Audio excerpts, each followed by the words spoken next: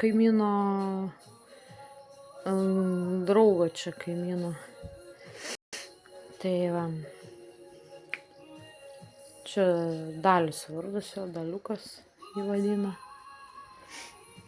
Tai va, mums padovanoja, nors aš neprašiau nedovanoti nieko, bet, žmogus patinka šiam.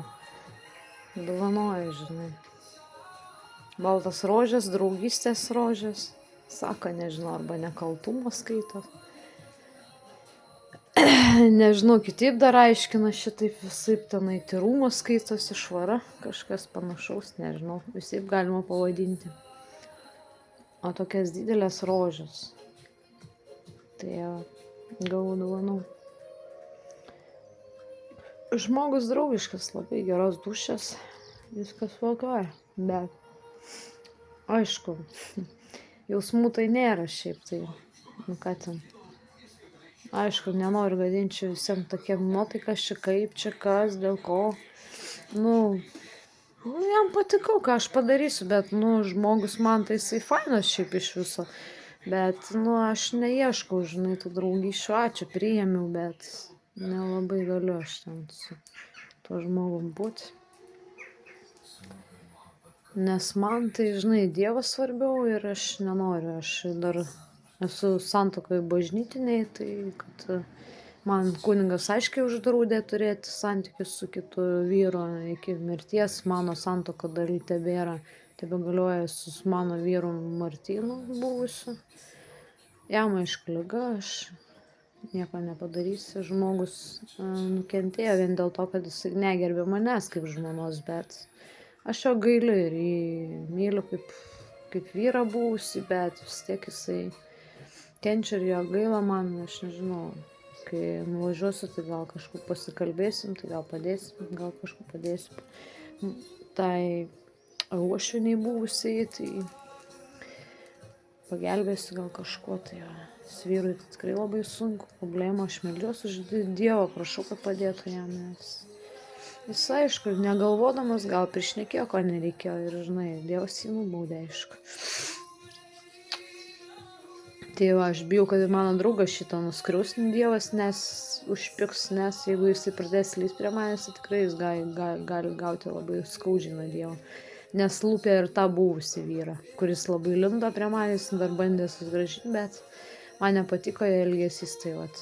Jisai jam tik tai nenoriu jo įžeisti, ten nebekalbėsiu apie jį, ką jis ten ko turėjo, negražu šnekėti apie žmonės, kokie jie yra. Visi turi visokių problemų, visokių minusų ir nėra čia ko apie juos apšnekėti.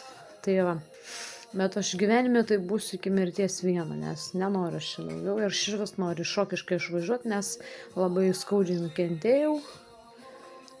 Mano grandinėlė buvo nutrūkusi, 2 kartus net nutraukta, kai aš miegojau. Žiauriai pasielgė kažkas. Netylėsiu, bet tai pasakiau. Rokiškai čia taip vyksta, demonai mane puola ir aš kovo turiu. Nedavė man kelias naktis miegoti net, kankino dar, o po to užmigau, tai žiūriu, vieną kartą, kai užmigau, nutraukta grandinėlė, paskui kitą kartą užmiegu, vėl nutraukta grandinėlė, kelius kartus dėjau grandinėlę, ant lovos padėta, gabaliukas vienas numestas, tai žinai, atsiprašom, nesuprasi, ateina naktį kažkas nori, tas ir dirba, ką nori. O tu miegi blemba ir tu nieko nejauti, nes migdomais esi prigėręs, esi guli. Arba kaip užmuštas užmiegi, nes kelias naktis nemegojau, labai baisiai buvo man prastai. Nes ir birbė ir katinas čia nedavė ramybės ir dar vaistai tie nepripranta, dar siaubingai veikia. Tai dabar jau baigia biškį atsičiūkinti, jau pripras prie tų vaistų. Naujesnė. Nes man labai prastai su sveikata, tai man ten skrandis ir visa kita, tai nosis buvo, tai negalėjau kvėpuoti, tai turėjau pakeisti vaistus. Tai va, tokios savybės, čia dabar ne prie gėlių apie šitos dalykus.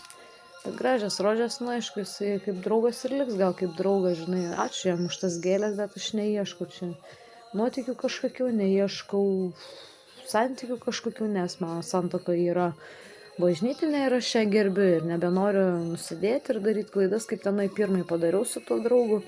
Užmiršau ir santykius, net buvau užmiršus, kad mano santuoka yra visai tebegaliojanti, tai blemba nuodėmėgi dariau, tai vat ir reikėjo seniai tą meilę pamiršti. Aišku, kai įsimyli, tai pamilsi įkrenti taip, kad žinai, net jau ir rožiniai akiniai, tai ką tu tada jau nieką nebegali daryti. Ir man buvo žiauriai sunku, tai Dievas tik padėjo man pamiršti tą meilę ir viskas. Tai man skaudžiai turėjau atsisakyti meilės, bet tai ką daryti. Kai tokie santykiai nelabai, jis turėjo kitą moterį, tai aš jau nenoriu ir vaiką, tai daugiau nepasakosiu, bet čia taip yra. Čia to žmogaus reikalas. Kodėl jisai melavo, kodėl jis toksai buvo. Čia jo reikalas. Tai va. Gerai, tai vat ir tiek, vat ir norėjau pasakyti, kavalieriai galit nesivarginti, aš tikrai neieškau jokių vaikinų. Tai vat. Nes aš gerbiu Dievą ir jam tarnauju su angelų būriais kokiais ar keliais angelais, nesvarbu, mes tarnaujam Dievui. Mano tokia tarnystė, tai vat prašom gerbti mano norus ir panašiai ir neskriausti manęs daugiau. Tie, kurie tai padarė, tai tegu atsiprašo Dievo ir manęs paties, nes jis gaus toks nesažiningas, tai jį Dievas anksčiau ir vėliau nubaus už tokius darbus, juodus, kankinimus tokius. Nes jisai man ir anksčiau taip darydavo tie demonai. Vienas ir kitas ten tokie, kur kalba ir dažniausiai kankina, jis sakė, žmonės nori užmušti. Ai, ką jis man nedarė, tik tai baisiai gazdindavo ir visą kitą, baisu, ką jis man darė. Per visą gyvenimą, kai tik atvažiavau Rokišką. Kankino ir kankino ištisai, apsimetinėdamas viskuo, ko tik tai nori, šventaisiais ir dar kam nors. Ir apgaudinėjo ir bandė pavogti mano tą energiją. Tai jau išniekinti ir taip toliau pasityčiati iš manį, pažeminti, į pragarą nutempt. Nu, jo, čia toks devizas. Jo toks siekimas. Sumenkint mane, sutrypt norėjo, nu tai pažemint. Tai ir tą daro, dabar likščioliai tebe daro. Ir būdavo kraujai aptaškyti, būna krepšys aptaškytas krauju, žiūri moteris, kai kada ir mata, kad krepšys jau aptaškytas krauju. Kai kuri gal ir pastebėdavo, bandydavau nušveist tenai, bet tai kugi, žiūrėdavau ten aptaškytą grindų kraujas, ten dar kur kraujas. Rūbai būdavo ištepti, būdavo dažniausiai sutepti visą laiką, likas nešiotų tos rūbus. Tai va, nors aš tai plaunu pastoviai, nes palaikau kiek ir iškart įmetu tenai. Aš žiūriu, paskui jau tavo, kur švarus rūbas, aptaškytas jau būna, arba tu nusisukai, jau aptaška, arba dingsta kas nors. Koks daiktas, pavagi. Po kiek laiką atneša jau panešiotų kokį, arba sudryskus. Tai va. Žiauriu, kaip elgėsi tas demonas, tai aš jau neklauskiau. Žiauriu negu reikia žmogau, kiekvienas. Kuris miega, tai geriau nemiegoti, žinokit, nes nežinot, kas ateina ir tave gali išniekinti ir ką nori padaryti ir užmušti ir pakasti. Arba apvogti tave vidurį nakties. Ir išnešti tave net tiesiog ir pakasti. Tai ir tu nieko nežinosi, nieks nerastų. Tai su kokiu vysturkščiu tarkina tau duris ir viskas, ir visą gerą, ir atėjo tavo gyvenime. Tai va, ką aš pasakiau, tai baisiai aišku, bet taip yra, tokia tiesa. Čia Rokiškis yra demonų miestas, ne angelų. Čia vien demonai gyvena, ne angelai. Čia tokių nėra. Dievas juos tik saugo vien dėl to, kad aš čia esu. Bet jeigu aš išeičiau, jų niekas nebesaugotų. Tai jie būtų sunaikinti. Taip pat kaip ir daugelį kitų miestų, kur naikina Dievas ir baudžia juos. Likščioliai baudžia už demono klaidas va šitą, kuris mane trypė su savo demonėm visakiau. Nemato mama ar tiesiog kažkokiu tai būdu tai daro. Tai va, man naktį ateina, nu tai čia žinai, kai tu miegi ir tu užmygęs kietai su naktiniais vaistais, tai čia žinai. Tai nieko ir nejautė, jeigu ir užmygusi gal tau suleidžia vaistų kokiu ir tau ką nori, tą daro, žinai. Tai čiagi jų būdai tokie, blemba, niekinti žmogų ir trypti. Ir apspardo, ir mėlynių prideda, ko tik tai man nepridarydavo, tai jo, žiauriai elgėsi.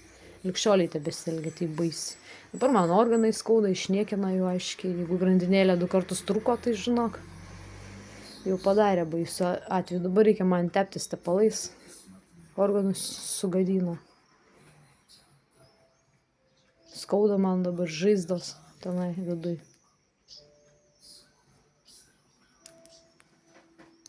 Tai yra tokia tiesa žiauri. Bet teisingumas yra, Dievas jį nubaus už tai.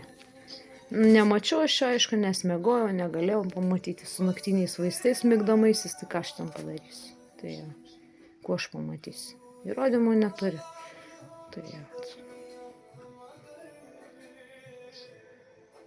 Bet yra Dievas, aš manau, jį vis tiek vieną dieną pagaus ir nubaus. Už viską, ką man padarė. Sumokėsis krauju, vis tiek Dievas jį užmuš vieną dieną. Už tai, ką man darė visus tos gyvenimo metus čia Rokišky.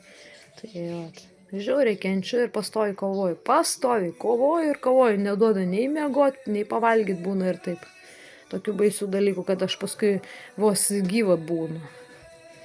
Tai įsekina tiek, kad visai nebeturi jėgų kovoti. Tiesiog kitą kartą lovai guliu įsekusi, pavargusi, nes mane tas demonas prakankina kelias paras. Tai net ir daugiau. Tai žiaurus gyvenimas, žiaurus, kad žinokit, nebenoris net gyventi. Vien dėl to ir nenoriu gyventi čia šito, nei Rokišky, nei aplamai pasaulyje. Nes čia žiaurus demonai ir jie bjaurus, negeri, negailestingi. Ar tai būtų bernai, ar tik da kokie niekšeliai, nežinau kas jie tokie, bet tikrai jau negeri žmonės. Labai blogi.